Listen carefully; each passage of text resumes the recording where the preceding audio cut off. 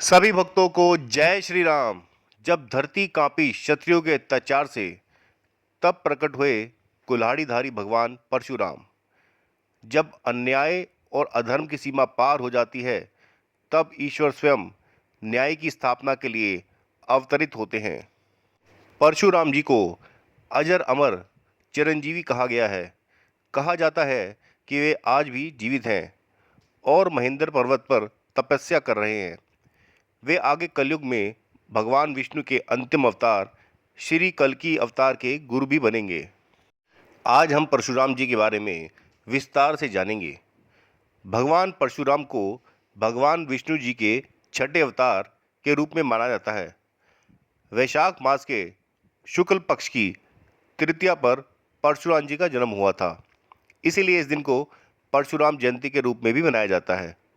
इस पावन दिन को अक्षय तृतीया भी कहते हैं।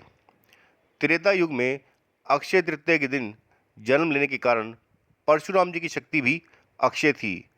कहते हैं इस दिन किया गया दान पुण्य कभी क्षय नहीं होता। यही नहीं, भगवान परशुराम जी की गिनती महर्षि वेदव्यास, अश्वत्थामा, राजा बलि, हनुमान, विभीषण, कृपाचार्य, ऋषि मार्कंडे सहित उन 8 अमर लोगों में होती है जिन्हें कालांतर तक अमर माना जाता है। भगवान परशुराम ने छठा अवतार क्यों लिया? विष्णु जी ने छठा अवतार क्यों लिया?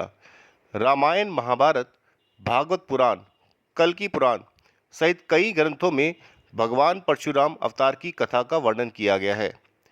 भगवान विष्णु के 10 अवतारों में छठा अवतार कहे जाने वाले भगवान परशुराम को विष्णु जी का आवेश अवतार भी कहा जाता है। परशुराम जी को भगवान विष्णु व शिव का संयुक्त अवतार माना जाता है। अध्यात्म रामायण में बताया गया है कि राक्षसों ने क्षत्रिय का रूप धारण करके जन्म लिया। वह पृथ्वी पर अनाचार व अत्याचार करने लगे। यह देख भगवान विष्णु ने परशुराम का अवतार धारण किया और दुष्ट राक्षसों का कई बार नरसंहार किया। भगवान परशुराम ने पृथ्वी को राक्षसों के भार से मुक्त किया।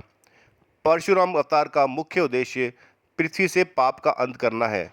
साथ ही भगवान विष्णु के अंतिम अवतार कल्कि जी को शिक्षा देना भी है। भगवान परशुराम की भूमिका को देखते हुए उनका जीवन काल कलयुग के अंत तक निर्धारित माना जाता है। आइए जानते हैं परशुराम जी की अवतार की कहानी क्या है। ब्राह्मण कुल में जन्मे भगवान परशुराम के पिता ब्राह्मण थे, जमदग्नि, तथा माता क्षत्रिय रेणुका थी। इसीलिए परशुराम जी के अंदर ब्राह्मण व क्षत्रिय दोनों के गुण थे।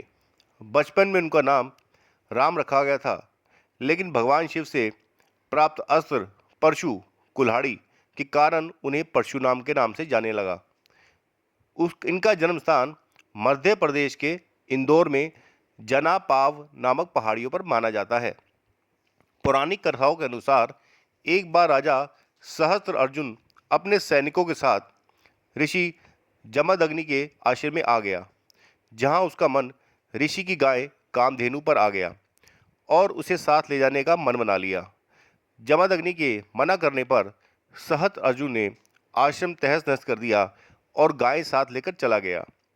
अब भगवान परशुराम को जब इस बात का पता लगता है तो वो क्रोधित उठते हैं। उन्हें सहस्त्र अर्जुन का वध कर दिया। वह कामधेनु गाय को वापस ले आए। उसके बाद पिता ऋषि जमदग्नि के कहने पर परशुराम जी को तीर्थ यात्रा पर चले गए।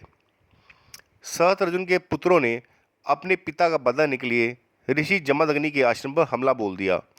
वह जमदग्नि का वध कर दिया। जब परशुराम तीर्थ यात्रा से वापस लौटते हैं तो उन्हें पिता की हत्या की खबर मिलती है।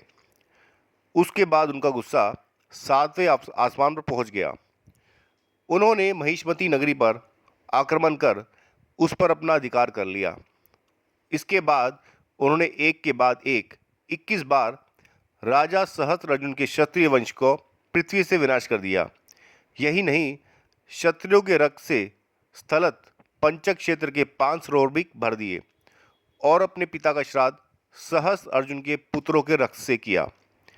परशुराम जी का क्रोध देख महर्षि चीक प्रकट हुए और उन्होंने परशुराम जी को ऐसा घोर कृत्य करने से रोका, जिसके बाद परशुराम जी ने अश्वमेध महायज्ञ किया।